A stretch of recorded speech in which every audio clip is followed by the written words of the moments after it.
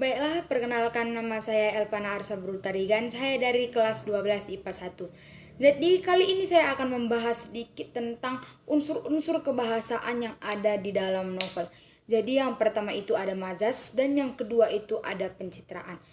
Pertama-tama kita akan terlebih dahulu membahas majas. Apa itu majas? Majas adalah kalimat kiasan yang membuat karya sastra semakin lebih hidup. Jadi pembagian majas itu sebenarnya banyak sampai beratusan jenis-jenisnya, tapi yang paling spesifik itu ada 4. Yang pertama majas perbandingan, yang kedua majas pertentangan, ketiga majas penegasan, dan yang keempat majas sindiran.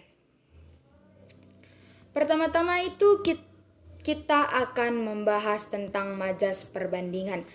Jadi yang pertama yaitu majas personifikasi. Apa itu majas personifikasi? Majas yang menggambarkan benda mati seolah hidup ataupun seolah-olah menjadi manusia. Contohnya itu adalah motorku kehausan tak ada bensin.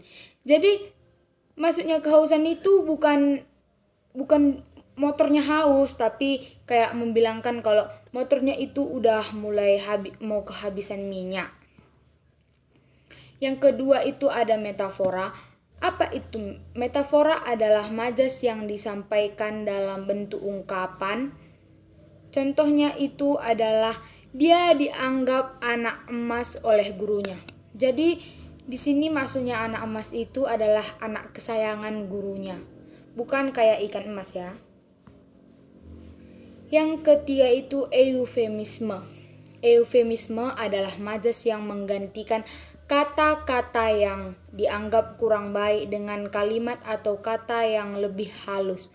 Di sini dapat kita lihat contohnya, banyak buruh di PHK karena perusahaan gulung tikar. Jadi maksudnya gulung tikar itu sebenarnya bukan dia menggulung tikar gitu, bukan ampahkan tikar, tapi artinya itu adalah bangkrut. Yang keempat ada metonimia.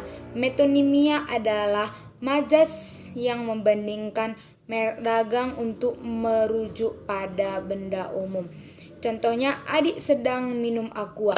Jadi di sini aqua maksudnya adalah air mineral. Yang kelima ada simile. Simile adalah majas yang membandingkan kegiatan dengan ungkapan dan menggunakan kata penghubung bagaikan ataupun seperti. Di sini kurang baknya. Jadi contohnya itu pelari itu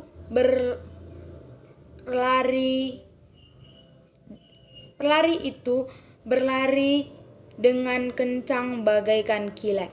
Jadi maksudnya bagaikan kilat itu pelarinya itu berlari dengan sangat kencang. Dan yang kita masuk ke kedua yaitu majas sindiran.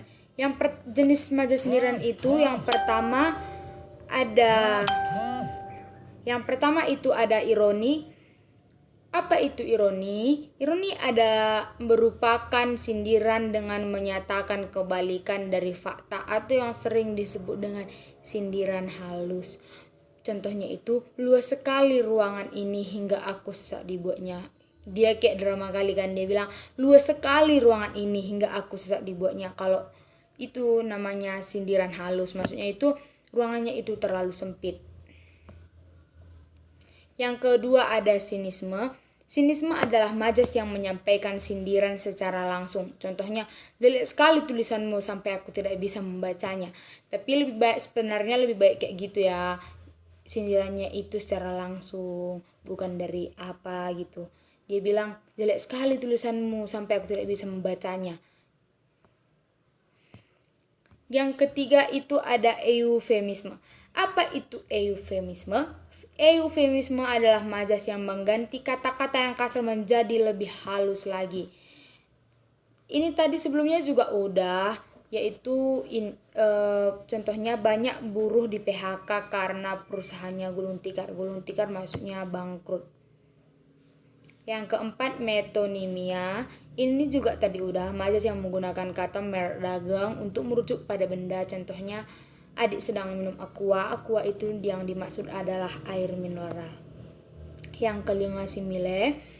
Majas simile adalah majas yang membandingkan kegiatan dengan ungkapan dan menggunakan kata penghubung bagaikan ataupun seperti. Contohnya pelari berlari dengan kencang bagaikan kilat. Ini juga tadi udah, maksudnya bagaikan kilat itu pelarinya itu berlari dengan sangat kencang.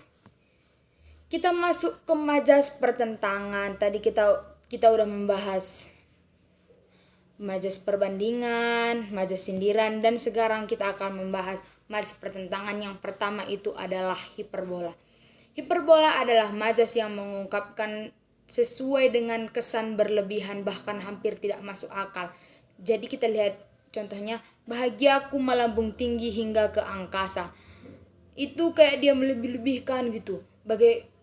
Kita bisa buat satu contoh lagi, misalnya gini. Darahnya mengalir bagaikan anak sungai. Maksudnya itu darahnya mengalir banyak, bukan kayak anak sungai gitu. Jadi dia kayak melebih-lebihkan kali lah. Yang kedua ada litotes. Litotes ini adalah gaya bahasa yang diungkapkan untuk menyatakan sesuatu dengan tujuan merendahkan diri. Contohnya, beginilah jamuan makanan di rumah kami. Di sini dapat kita lihat kata seadanya saja.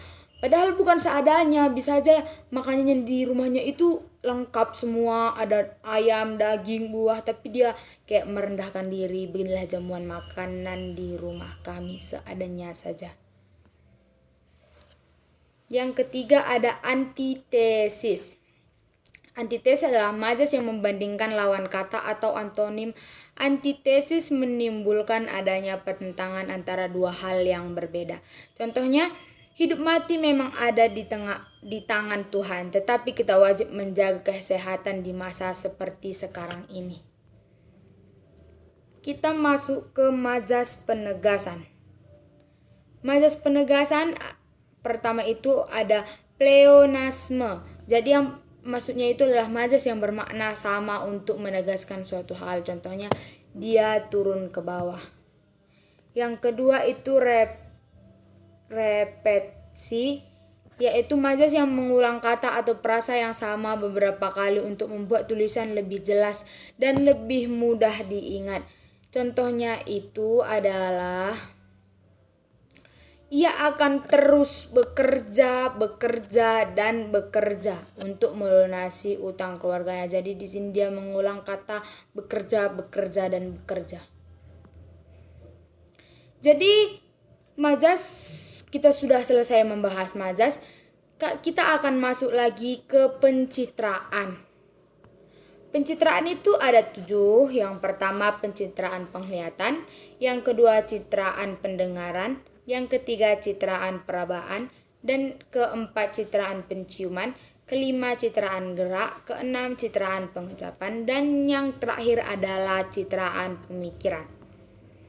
Yang pertama kita akan membahas tentang citraan penglihatan.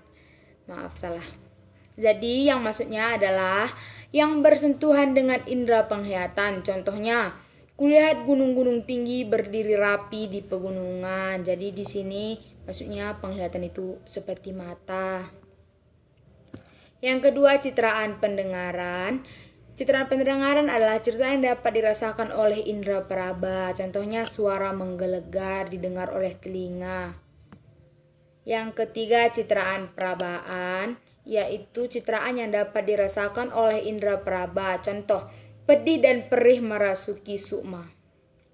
Yang keempat adalah citraan penciuman. Citraan penciuman adalah citraan yang berhubungan dengan gambar yang dihasilkan indera penciuman. Contoh, W.S. Rendra, nyanyian Suro dan Fatima.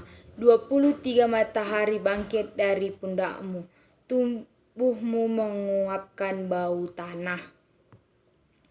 Kelima yaitu citraan gerak. Citraan gerak adalah tentang sesuatu yang seolah dapat bergerak. Contohnya, pohon-pohon cemara menyerbu kampung. Dan yang keenam adalah citraan pengecapan. Citraan pengecapan adalah citraan yang berhubungan dengan gambaran yang dihasilkan indera pengecapan. Contoh, gula-gula itu memang manis. Dan yang terakhir adalah citraan pemikiran. Citraan pemikiran adalah yang dihasilkan oleh citra pemikiran seolah si pembaca juga berpikir. Contohnya, cacing-cacing merenung sedih, tanah-tanah berlapis baja. Jadi cuman itu yang bisa saya sampaikan tentang unsur-unsur kebahasaan yang ada di dalam novel. Jika ada tutur kata yang salah atau kata-kata yang kurang tepat, mohon dimaafkan. Jadi, sekian dari saya. Kita harus tetap menjaga kesehatan kita masing-masing. Salam SFD, salam sehat.